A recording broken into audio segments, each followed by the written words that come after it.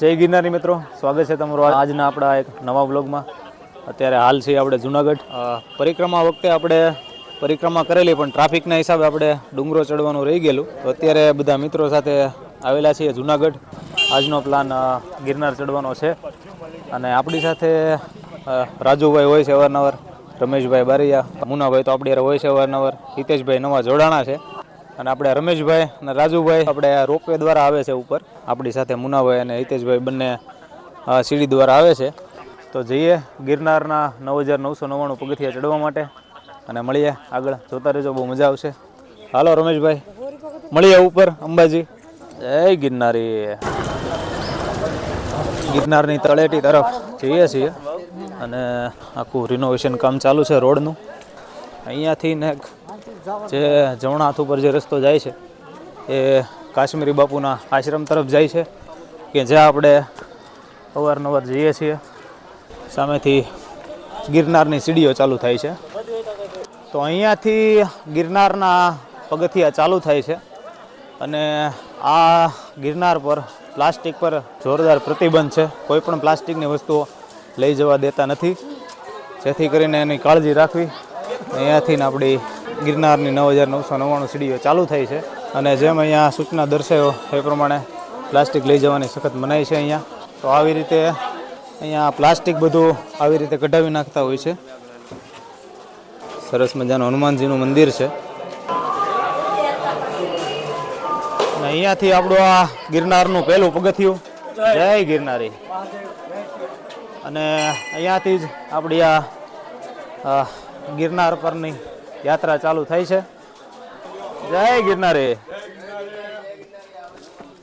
તો ભાઈ જય ગિરનારીના નાદ સાથે ચાલુ કરી દીધું છે આપણે આજનું આપણું ગિરનાર પર્વતનું ચઢાણ. અહીંયા છે ઓમ ત્રિગુણેશ્વર મહાદેવ અને શિવરાત્રિના દિવસે આ જગ્યા ઉપર ભંડારો ચાલુ હોય છે. તો અહીંયા રસ્તામાં બધા કપિરાજો નાસ્તો કરે છે અત્યારે સવારનો.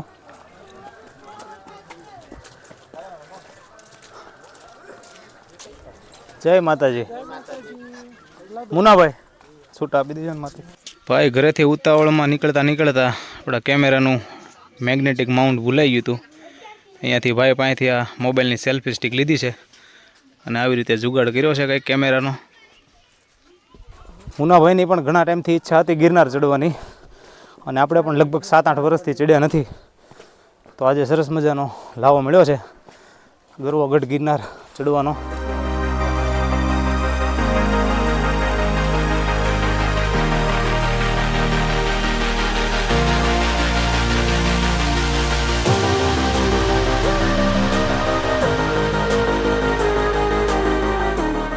તો અહીંયા આ 500 પગથિયા પૂરા થયા છે અને વચ્ચે આવી રીતના બધા વિસામા માટે બનાવેલા હોય છે. નીચે હતા તો ભાઈ ઠંડી લાગતી હતી ગજબ, પણ ઉપર આવીને આપણે થોડું સ્વેટર પણ કાઢવું પડ્યું છે. ઉપર તમે રોપવેનું દ્રશ્ય જોઈ શકો. બીજો ઓપ્શન છે તમે રોપવેમાં ઉપર જઈ શકો અને માત્ર 7 મિનિટમાં રોપવે તમને અંબાજી સુધી પહોંચાડે છે. અહીંયાથી સૂર્યોદયનો પણ નજારો જોઈ શકો. જય ગિરનારી. અત્યારે ધુમ્મસના હિસાબે થોડુંક આછું દેખાતું હશે. રોપવે અહીંયાથી સીધો અંબાજી સુધી જાય છે.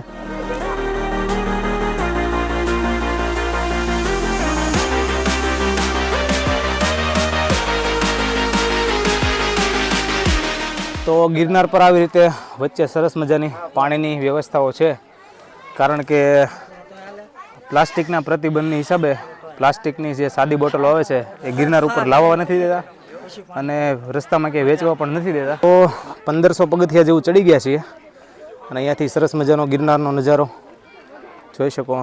અને હરેક 500 પગથિયાએ આવો વિશ્રામ માટે આવું બનાવેલું હોય છે અને અહીંયાથી સંપૂર્ણ ગિરનારનો વ્યૂ જોરદાર તમે જોઈ શકો આખો. તો આવું બધું સરસ મજાનું વાતાવરણ છે અહીંયા ગિરનારનું. તો ચડીએ આગળ. આપણા સાથીઓ આગળ થોડાક જતા રહ્યા છે. ઘણા સમય પછી ચડ્યા એટલે થોડુંક આકરું તો લાગે, અઘરું પણ લાગે. મુનાભાઈ અમારા પાછળ રહી ગયા છે અને આપણે ઘડીક અહીંયા એમની રાહ જોઈએ છીએ. 1700-1800 જેવા પગથિયા ચડ્યા છીએ. ગિરનારના આવા સરસ મજાના બધા રસ્તાઓ.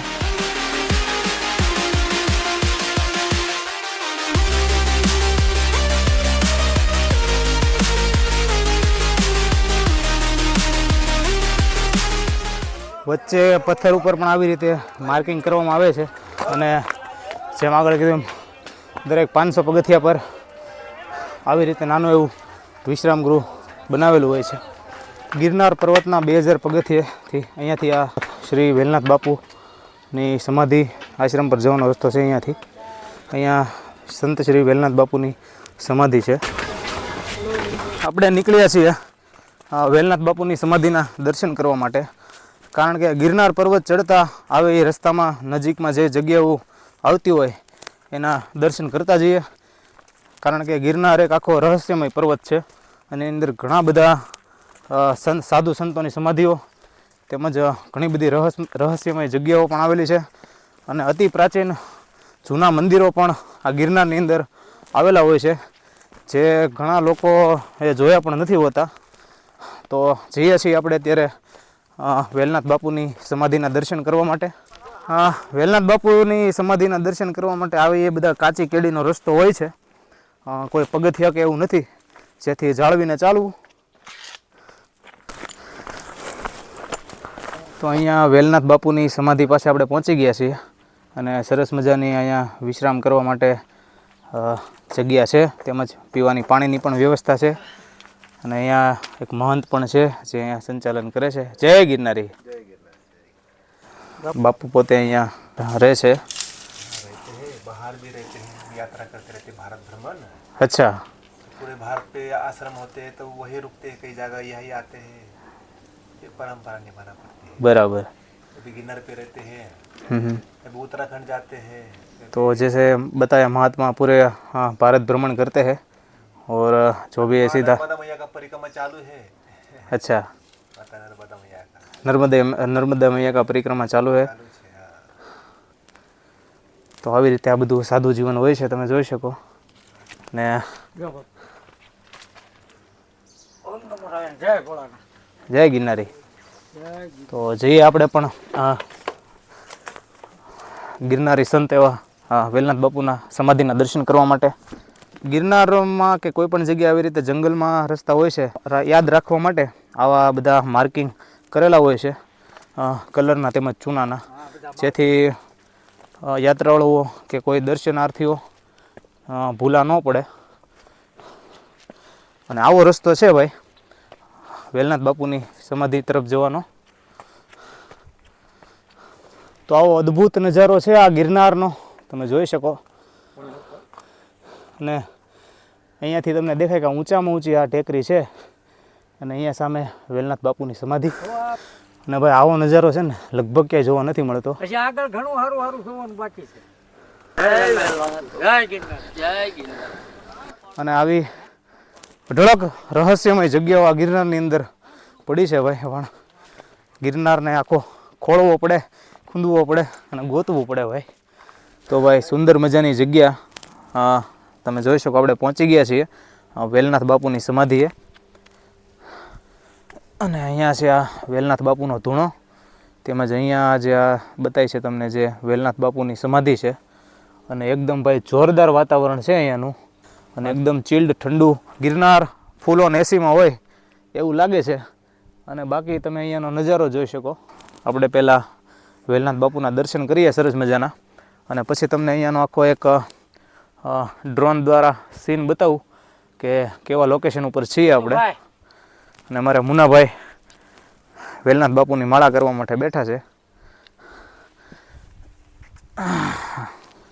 તો અહીંયા છે આ સંત શ્રી વેલનાથ બાપુની આરાધ સમાધિ, તમે પણ દર્શન કરી શકો. જય વેલનાથ. વેલનાથ બાપુના પગલાં છે, તેમના પાવન પગલાંના દર્શન કરીએ. અને સંત શ્રી વેલનાથ એટલે જુનાગઢ ગિરનારના નવનાથ અને એક વેલનાથ એમ કહેવામાં આવે છે. ગિરનાર પર્વતના સિદ્ધ સંત એવા વેલનાથ બાપુ કે જેમના પરચા અપરંપાર છે. અને તેમના ગુરુ શ્રી વાઘનાથ બાપુ અહીંયા આગળ એક પગલાં જેવું છે, પણ આપણને ખબર નથી એ જગ્યા શું છે, એટલે એ પણ તમને બતાવું. પણ અંદાજો એવો માની શકીએ આપણે કે કદાચ એ વેલનાથ બાપુના ગુરુ શ્રી વાઘનાથ બાપુના ચરણો હોય એવી રીતે લાગે છે. એ તમે જોઈ શકો, જેમ વાઘના પંજા હોય એવા નિશાનો છે છેક સુધી. અને ઉપર પણ ધજા જેવું દેખાય છે 2 જગ્યાએ, ત્યાં પણ નાના નાના મંદિરો હોય એવું લાગે છે. આ બધા દેખાય છે એ બધા સિક્કાઓ લગાડેલા છે આખા વૃક્ષ પર. આખું સિક્કાઓનું ઝાડ તમે કહી શકો એવી રીતે છે.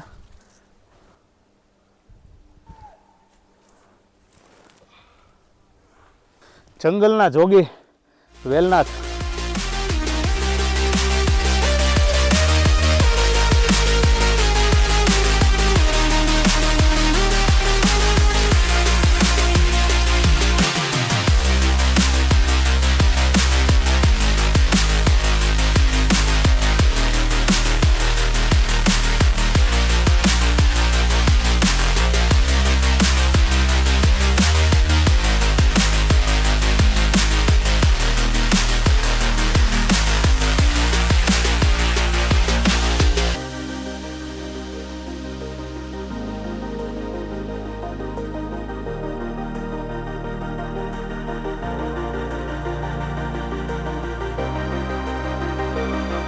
તો વેલનાથ બાપુના દર્શન કરીને હવે નીકળીએ છીએ, કારણ કે હજી આપણે 2000 પગથિયા ચડ્યા છીએ અને 8000 પગથિયાનું હજી આપણે 8000 પગથિયા હજી બાકી છે આપણે.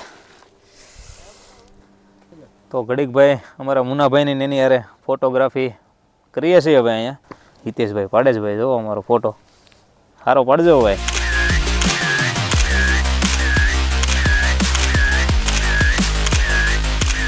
બેઠા છીએ વેલનાથ બાપુની સમાધિ પાસે અને પાછળ ગરવો ગઢ ગિરનાર, જબરદસ્ત વ્યૂ છે. નીચે તમે ધુમ્મસ જેવું આખું વાતાવરણ જોઈ શકો.